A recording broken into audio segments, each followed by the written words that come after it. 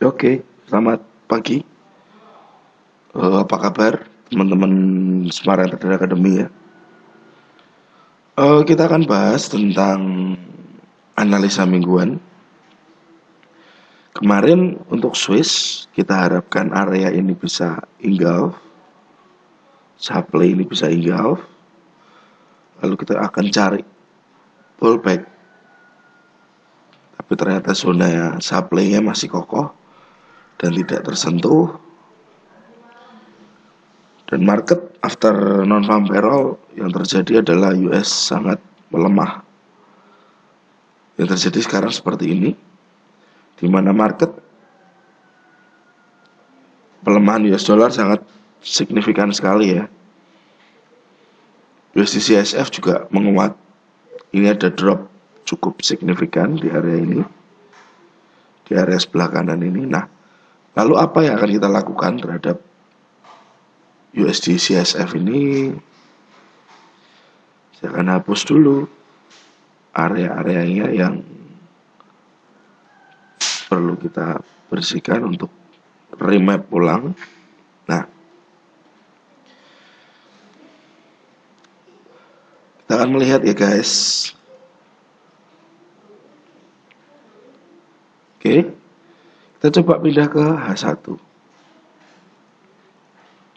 Di sini terlihat ada price cap yang di break. Ya, price cap ini di break dan timbullah supply. Oke teman-teman, timbullah supply. Dan momentum ini pun masih momentum turun. Ya, terlihat jelas sekali masih dalam momentum yang turun. Nah, dari sini kita pastikan dulu demand ini sudah break ya. Sempat direaksi price naik 60 poinan, tapi setelah itu dia drop lagi ke bawah. Nah, kita akan lihat demand berikutnya. Ini ada demand lagi, rally base rally, yang sekarang sedang direaksi oleh harga. Nah, untuk minggu depan, biarkan demand ini harus engulf. Demand ini harus engulf.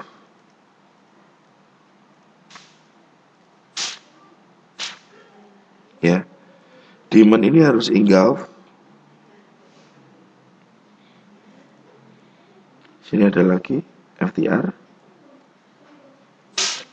Demand ini harus engulf. Oke, saya ganti garisnya yang lurus saja, jangan putus-putus. Biarkan dia pullback dulu. Mungkin akan agak lama pullbacknya, butuh proses. Karena teman-teman lihat pullbacknya Swiss selalu ada walaupun tidak signifikan ya. Biarkan dia pullback ke sini untuk kita ambil sell dengan target maksimalnya di area ini. Ya, area berapakah itu? Kita akan lihat. Yes, di sini kita lihat price-nya, targetnya ini 0.8962. Entry-nya nanti di sini. Mungkin kita akan incar swap line-nya aja. Kita akan lihat juga apakah ada bearish engulfing. H1 tidak kelihatan jelas, tapi di H4 terlihat ya teman-teman. Nah, ada dua line. Yang pertama swap line, yang pertama open dari bearish engulfing-nya. Kita ambil yang agak agresif aja. SL-nya bisa kita taruh di atas sini. Ini area resiko 9073 sampai dengan 9105. ada resiko di situ sebesar 31 poin dengan target 100 poin, 1/3. Ini cukup baik. Syaratnya demand ini harus engulf dulu. Ya teman-teman ya. Demand ini harus engulf dahulu. Biar dia break, pull back. Ya, pull back. Baru kita akan lihat entry-nya nanti di sini. Pastikan ada break, ada pullback, dan ada entry. Jangan sampai sudah break, sudah pullback, teman-teman lupa entry. Eman. Oke.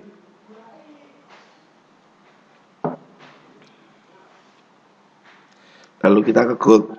Gold dengan pikiran kemarin dia akan tertahan di supply. Ya, supply ini dengan short term. Kita entry, kita akan entry ikut dia ke bawah. Tetapi yang terjadi malah dia ambil dari supply FTR yang di atas. Nah, kita akan lihat dulu. Kita hapus.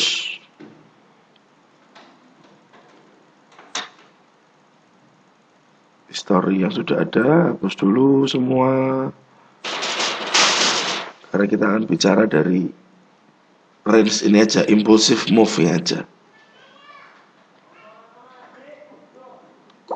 Jadi kita lihat dari impulsive movement-nya aja. Resisten, kita ambil. Resisten lagi. Ada resisten lagi ya teman-teman.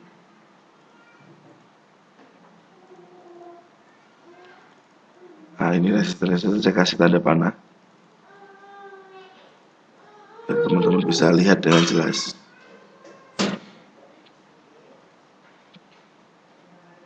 Ya. Nah, dari sini terlihat jelas bahwa market break dengan power yang besar. Diawali dari sini. Tanggal 6 dia sudah break dulu. Hari Kamis dia sudah break dulu. Sebelum hari Jumatnya dia bablas lagi ke atas. Sementara market tertahan di area besar ini.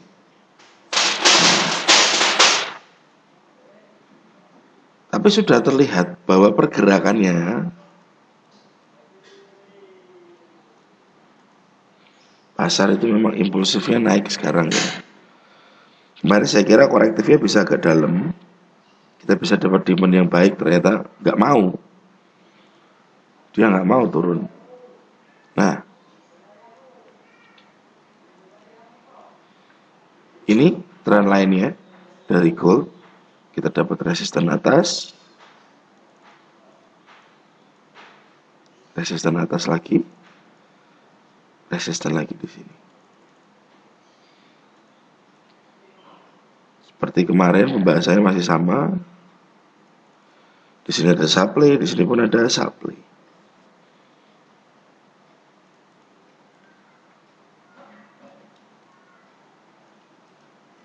Support yang diberi.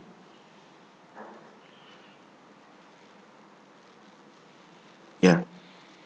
Nah, dari movement seperti ini, kita jadi punya gambaran beberapa demand. Di sini demandnya, dan di sini.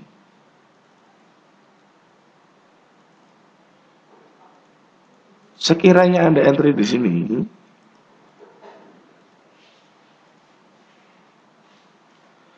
SL Anda di bawah ini ya, di bawah support dari base.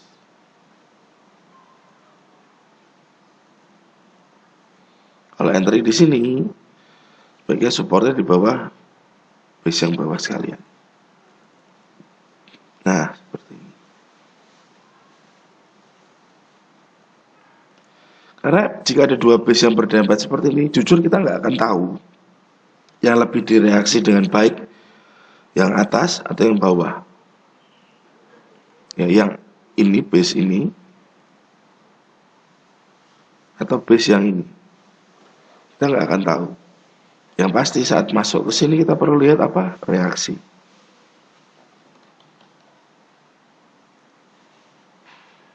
Reaksi kalau gold boleh di M1, boleh di M5.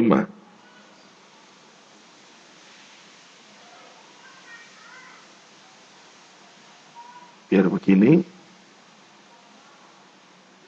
ada reaksi.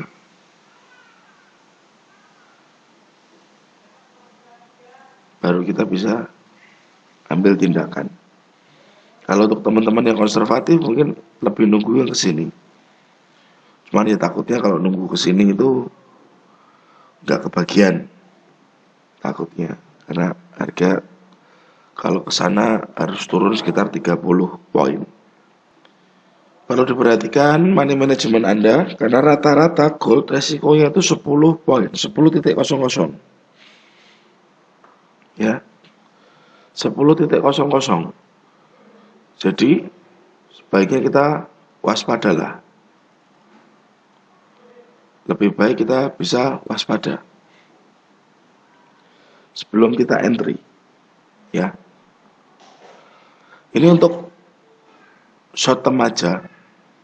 Ini untuk short term aja. Dalam arti karena saya mappingnya dari H1,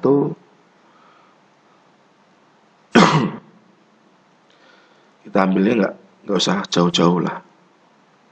Seperti itu. 1822, 1795. Ada dua zona demand yang sangat clear dengan signifikan move. Ya. Kemana berlabuhnya harga? Mungkin target next di sini dulu.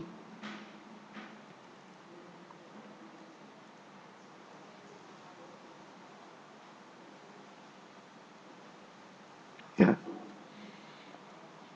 Target next di sana 1899. Oke.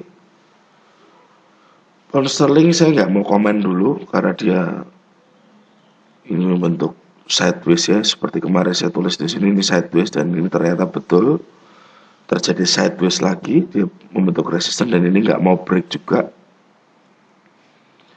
Signifikan resisten yang muncul di line ini. Kalau kita lihat dari time frame kecilnya, takutnya kita tarik trend line atau channel line. Nah, misalnya seperti ini ya teman-teman. Dia drop ke sini. Drop lagi ke area ini misalnya. Tapi karena ini sideways, dia dengan enaknya aja turun, break, nggak mereaksi dengan baik, break lagi ke bawah. Takutnya seperti itu. Ya, jadi kalau misalnya kita mau ambil buy di sini, ini demand-nya, ini biar break dulu aja significant resistance.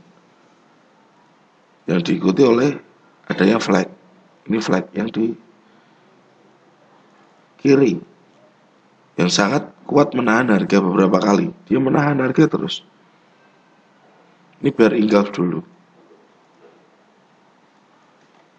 Biar flag ini break dahulu. Yes. Baru melihatkan bahwa dia ada higher high sebagai pecahnya market struktur, back to basic market struktur pecah berarti market akan mulai berubah secara trend. Oke. Ya, biarkan supply break, koreksi ke demand, pullback, kita baru bisa ambil tindakan. Kalau nggak break takutnya begini, dia turun lagi ke bawah. Ya, jadi ada dua skenario. Skenario dia engulf lalu turun ke sini, baru buy. Atau kalau tidak engulf agak berhati-hati. Karena sebenarnya zona ini agak besar, 43 poin. Yes teman-teman. Euro ini yang Oke, kemarin waktu mapping bareng hari Senin saya sempat kasih saran, suggest kita akan sell di area ini. Di sini ada calon lower high ya waktu itu ya, dan ini sudah tercapai lalu market drop ke bawah. Harusnya ini engulf. Yang di engulf apa? FTR. FTR. Lalu di bawah ada FTR lagi. Ya. Tapi mungkin aja ini tertahan di sini zona original rally base rally yang pink ini yang dia menahan di sini. Mungkin saya kurang teliti aja di sini. Cuman yang saya lihat sebenarnya FTR-nya ini. SR flip, SR flip, harusnya SR flip yang sudah tereaksi kita nggak entry jika nggak ada zona. Ya harapannya saya kalau dia turun seperti ini dia break, retrace sedikit dan meninggalkan zone di sini. Ya waktu di sini ya. Jadi ini jadi supply yang baru. Tapi ternyata ini direaksi di mania dan market naik. Sepertinya memang faktor US dollar yang melemah untuk kejadian kemarin. Nah, lalu kita mau berbuat apa nih? Ini sudah direaksi lalu MPL yang di sini pun hancur ya. MPL yang di sini pun hancur. Kita lihat ya, ini market masih berpotensi naik. Nah, coba saya akan tarik trend line dari high ke high lagi. Teman-teman mungkin tahu, bisa saja saat di sini ada Quasimodo over under. Ya. Tapi Quasimodo ini fail, teman-teman. Apa yang terjadi? Ada potensi terbentuknya diamond. Ada potensi terbentuknya diamond. Diamond itu high, low, higher high, lower low. Nah, ini QM. Ini area QM. Tapi area QM ini break saja. Dan diambil supply lagi di atasnya. Ini supply di atasnya dan ini high ke high-nya pun cukup rapi.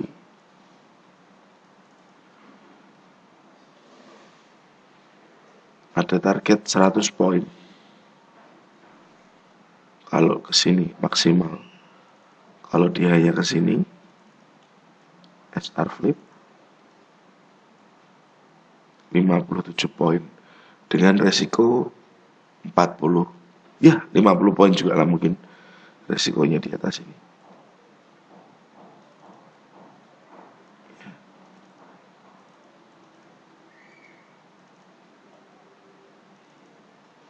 Oke. Jadi euro kemungkinan bisa ada diamond. Swiss sudah kita bahas level entry-nya. Gold juga sudah.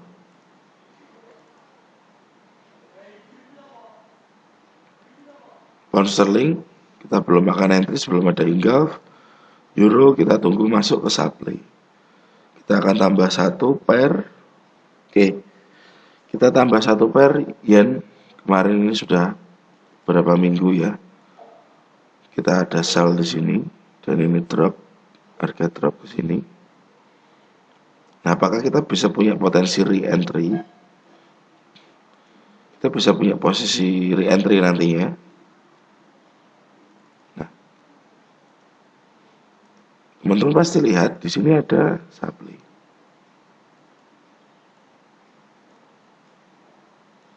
Ya. Semoga ini masuk dengan momentum lemah. Dan market bisa drop lagi.